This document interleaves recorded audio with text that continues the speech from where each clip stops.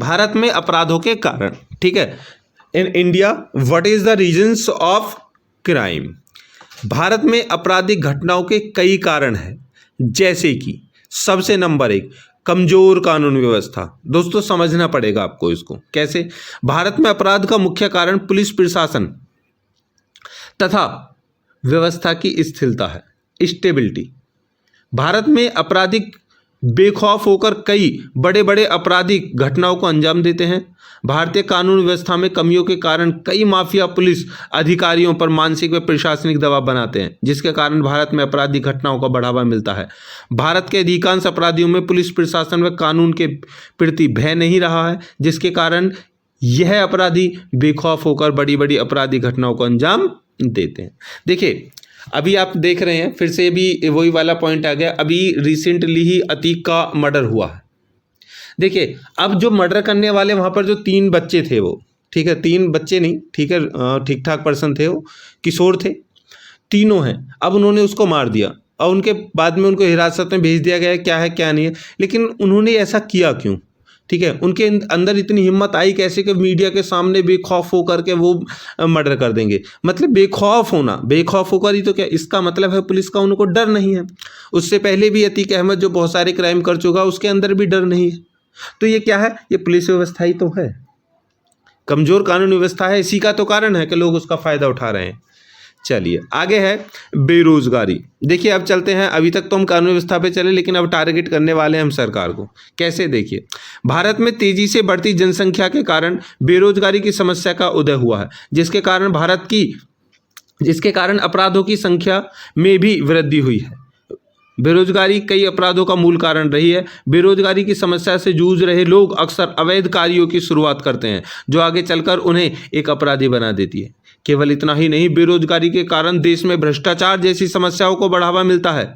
अक्सर लोग नौकरी का झांसा देकर के कई लोगों से मोटी रकम वसूल लेते हैं, जिसके कारण देश में भ्रष्टाचार को बढ़ावा मिलता है। चलिए अब मैं यहाँ पर एक कंडीशन आपको बताऊंगा कि देखिए अभी रिसेंटली ना, अब से कुछ वर्षों पहले से और अब तक का मुझे कोई एक ऐसा एग्जाम बता दो जिसमें पेपर लीक नहीं हुआ है। ठीक है दोस्तों, देश की सबसे बड़ी एजेंसी NTA,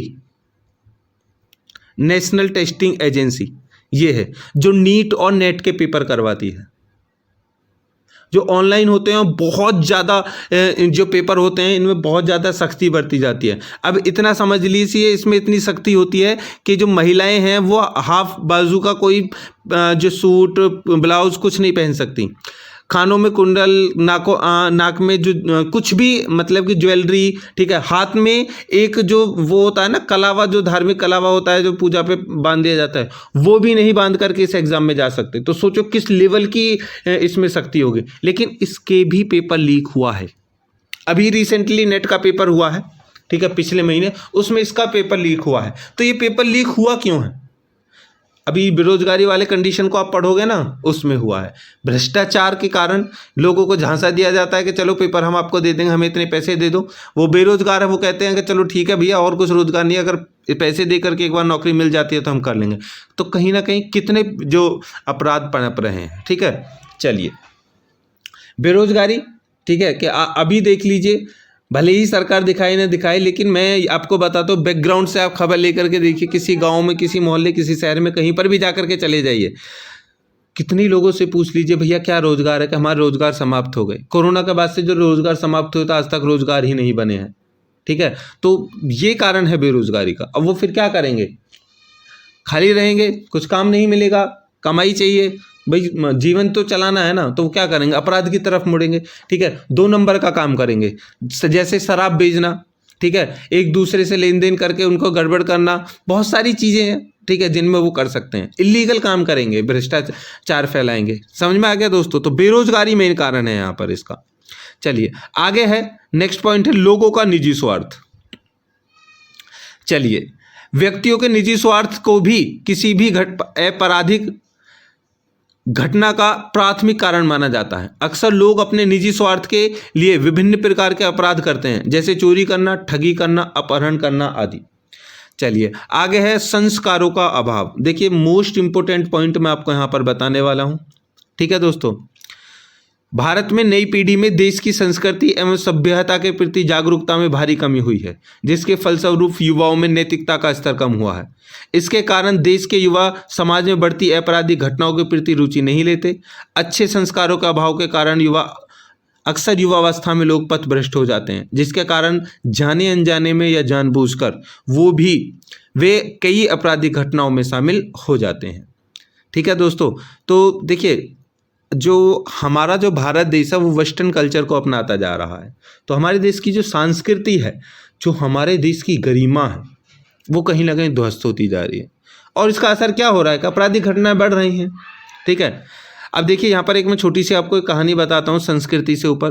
देखो, एक छोटा बच्चा था, उसकी एक माँ थी।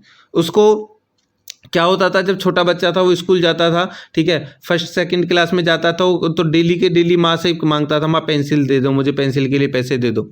ठीक है, तो कभी माँ पे नहीं होते थे, कह रही थी मेरे पे नहीं है। अब क्या होता है, अगला बच्चा दूसरे किसी अपने साथी की पेंसिल को देख करके उसकी पेंसिल चुरा करके घर ले आता है और आकर के माँ से कहता है, देखो माँ मुझे पेंसिल मिली। अब माँ कहती चल ठीक है, ले आया तो कहीं से तो ले आया, मुझे क्या, मुझे तो पैसे नहीं देने पड़ रहे हैं।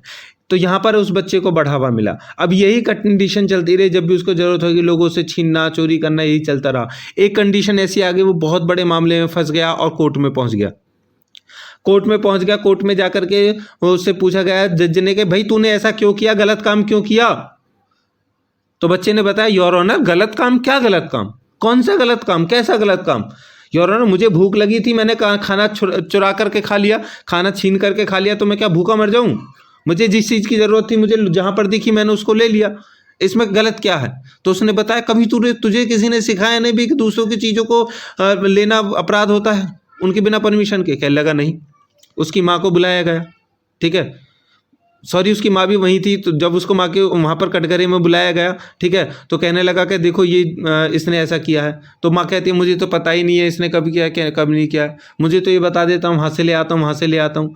चलो ठीक है, अच्छी बात है। योर ऑनर ने कहा ठीक है भाई, इसको ले जाओ और इसको सजा दो। तो उसने कहा कि योर ऑनर रुकिए, हर एक बच्चे की जो परवरिश है उसके माँ बाप करते हैं और वही उसको सही और गलत बताते हैं। देखिए यहाँ पर क्या है कंडीशन, वो कहता है कि योर ऑनर अगर सजा देनी है तो मेरे साथ मेरी माँ को दीजिए, मुझे मत दीजिए, क्योंकि मुझे मेरी माँ ने आज तक बताया ही नहीं कि गलत और सही क्या होता है, चोरी क्या होती है, किसी छीनना क्या होता है।